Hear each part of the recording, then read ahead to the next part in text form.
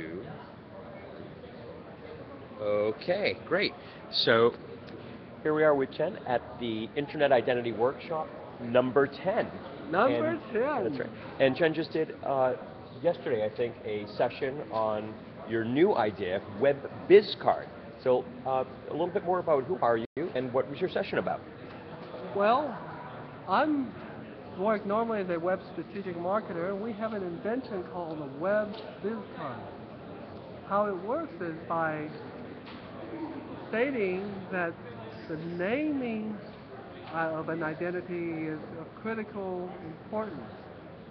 At this conference, most people are concerned about authentication, authorization. We're saying get the naming right first so that the authentication and authorization can follow. If the naming is set up correctly, with the naming having privacy as well as profiles information included and be data exchangeable, that naming should be mass adoptable and thereby solves all the other issues regarding authorization and authentication because we have a consistent name to be able to be used with. Mm-hmm. Interesting. So how does it work? What is the web part of the name? We're suggesting, because the URL syntax is understood pretty much worldwide right now, just use the URL syntax. You can see that in some of the vanity URLs being used by, for example, Facebook, to some degree WordPress. Why not extend that on a much greater scale by implementing a process to quickly put these on any domain name that has wanted to take this. This can be remotely generated to provide data as well. So the process for the 99.9% of all the websites out there, they can actually create very smart business cards simply by affecting their DNS a little bit. Interesting. So you have a name that is a URL, and therefore people's business cards are their profile page. Is that the idea? Yes.